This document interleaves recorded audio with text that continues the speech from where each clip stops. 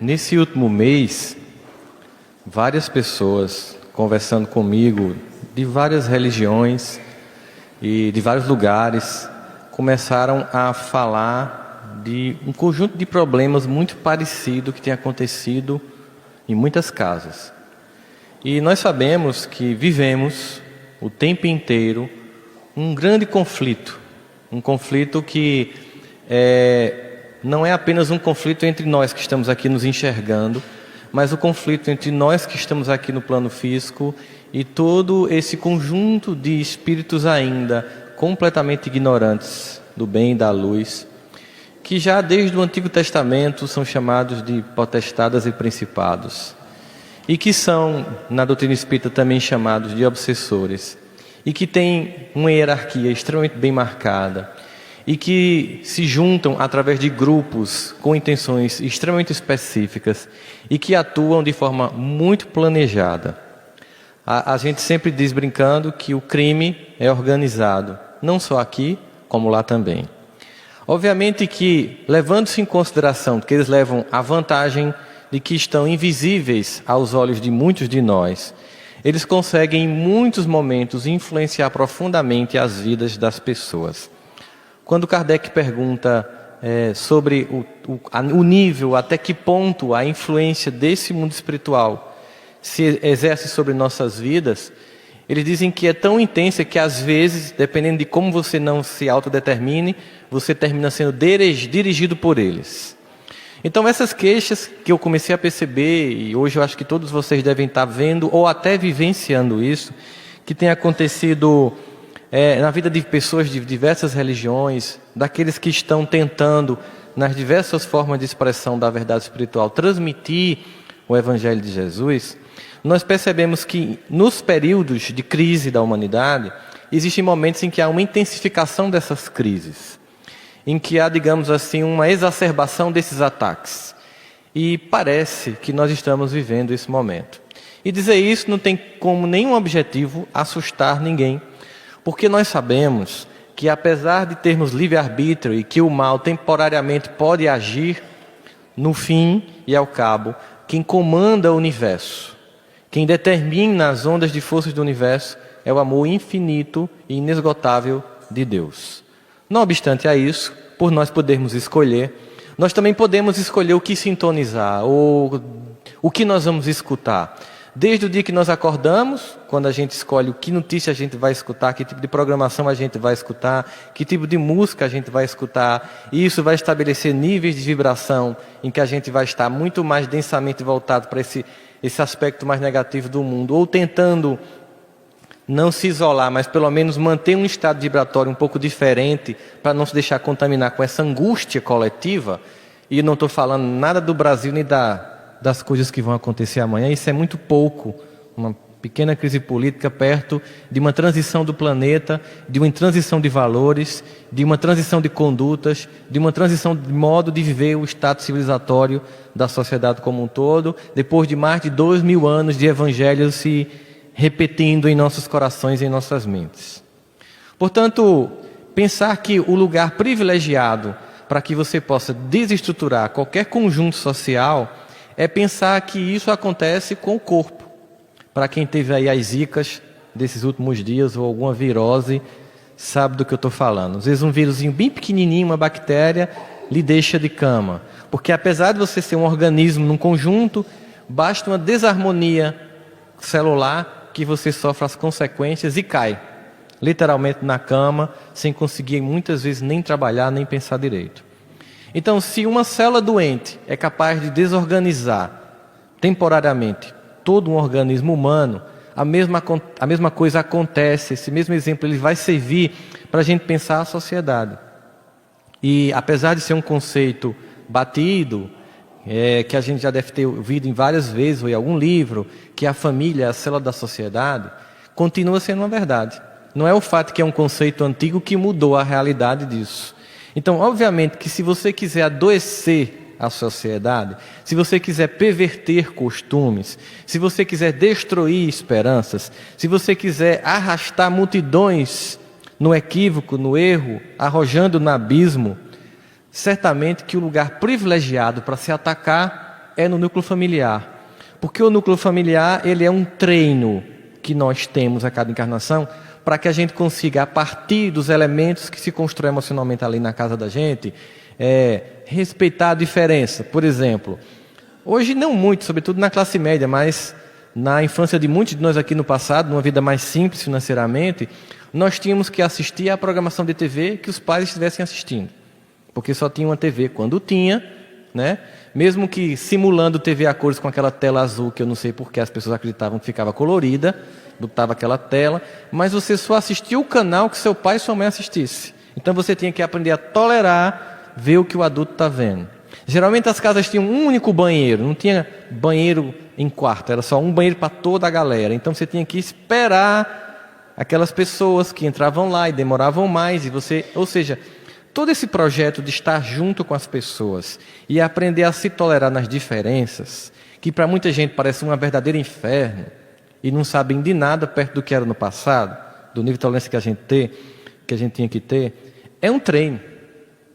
Na medida em que eu tenho que tolerar os meus irmãos, minhas irmãs, meus pais, meus filhos, marido, esposa, e aquelas famílias que são famílias ampliadas, que vem avó, avô, que você cumpre papéis de pais, como tio, enfim, essa tolerância, essa vivência familiar, ela nos capacita para que a gente possa, suportando essa primeira etapa da vida, tolerar aquele ambiente que vai ser mais hostil, que é o ambiente de trabalho, que é o ambiente de estudo, que é o ambiente social de uma forma mais ampla, nos grupos secundários, que o grupo primário é a família.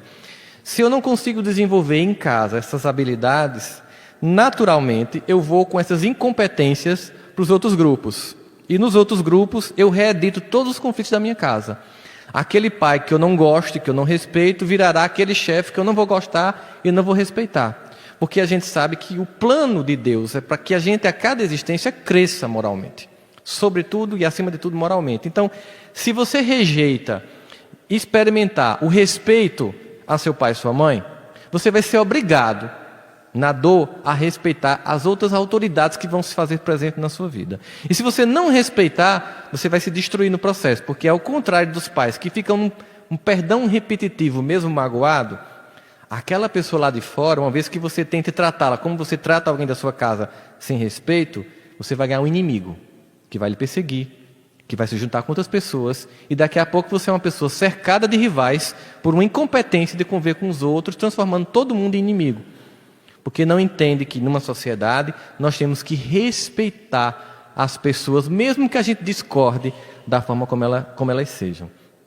É importante notar que no Decálogo, quando Moisés se refere a honrar o teu pai e tua mãe, ele não pede para que a gente os ame. Não que não seja essa a nossa tarefa, o nosso desejo e o nosso objetivo. Mas é porque pedir que ame seria implicar que todos os pais seriam extremamente competentes, amorosos. E muitos não o são. Mas dizer que devemos honrá-los significa dizer que, mesmo que eles não cumpram, pelo menos do ponto de vista de nossas fantasias, o papel de pai e mãe, de propaganda de margarina, mesmo que eles não sejam aquele pai encantado que o vizinho tem, que eu não tenho, ainda assim me cabe honrar, porque se Deus o colocou na minha vida numa função hierárquica superior, eu preciso respeitá-los. E se eu não assim proceder, eu vou criar uma quebra na minha constelação de hierarquia familiar que vai se reproduzir com todas as pessoas que eu vou me encontrar na vida. Por quê? Porque eu vou reproduzir a minha família até me resolver. Foi estudando essas questões que, durante a construção da teoria psicanalítica, Freud criou o conceito de projeção psicológica. Ou seja, as minhas experiências parentais vão criar um modelo psicológico de conduta, de comportamento. E toda vez que eu for conviver com outra pessoa, eu vou conviver a partir da minha experiência primeira. Eu vou projetar. Por isso que muitas mulheres ou muitos homens terminam, muitas vezes, por exemplo, tem um pai que não suporta e quando pensa que não, casa com um homem igual ao pai. Tem uma mãe que não se dá bem quando pensa que não, casa com uma mãe igualzinha à mãe. Uma mulher igualzinha à mãe. Por quê? Porque você não pode fugir. Essa é a verdade.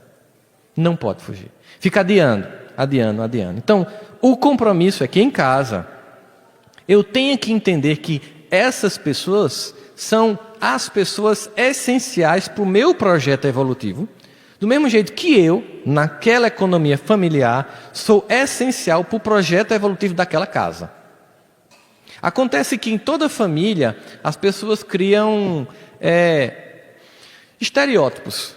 Por exemplo, esse aqui é o filho engraçado, esse aqui é o filho estudioso, esse aqui é o filho gostosão, essa daqui é a minha filha bonitona. E os pais, às vezes, sem querer, criam certos carimbos.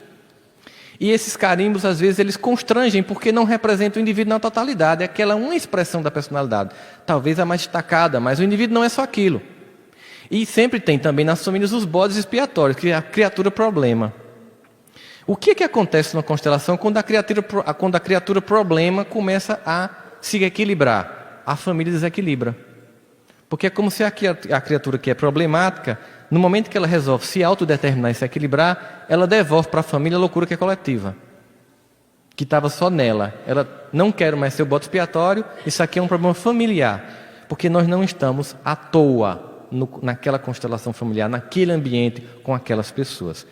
Na nossa concepção de espíritas, isso fica muito mais claro, porque nós sabemos que muitas das pessoas que nascem no nosso ambiente familiar e com as quais nós temos que conviver, têm afinidades, que seja a continuação de certos sentimentos de amor que no passado já aconteceu e que apenas se ampliam, ou antagonismos, que é a oportunidade em cada encarnação que nós possamos nascer na família com pessoas com as quais nós tivemos dificuldades, para que elas possam, através dessa convivência, transformar relações que no passado foram ou de vingança, ou de ódio, ou de intolerância, ou de traição, de desrespeito e até de morte, numa relação familiar. Óbvio que quando a gente se encontra com pessoas assim, a relação é muito mais tensa do que quando a gente se encontra com as pessoas que a gente já tem um amor que se reproduz do passado. Daí porque, no Evangelho segundo o Espiritismo, os Espíritos vão nos dizer que existem dois tipos então assim de família. As famílias espirituais, que você já tem, você sente um laço com ela, e as famílias consanguíneas. Ou seja, nem sempre quem é de família consanguínea também é família espiritual. Isso não quer dizer, porque às vezes, sem querer estudar profundamente, ou tentando se dar desculpismos, do tipo, tá vendo, eu sabia que meu irmão não faz parte da minha família espiritual, só consanguínea, então não tenho nada a ver com ele. Muito pelo contrário. Ele nasceu na sua família consanguínea porque a partir daquela encarnação ele vai fazer parte da sua família espiritual. Não negue isso. Essa é a realidade posta.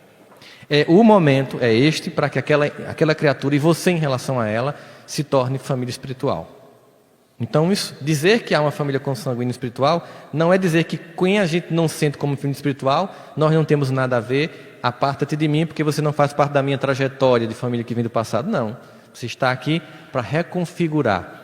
E óbvio, toda vez que alguém acrescenta na minha família e eu conquisto pelo amor e pelo perdão, eu aumento a família, eu aumento a escala de amor, eu aumento o fecho de varas, que é muito mais difícil de quebrar do que quando você está só.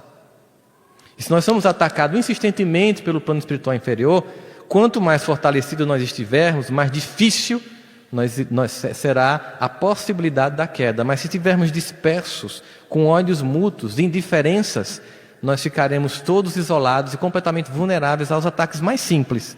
A gente cai. Porque a gente está completamente vulnerável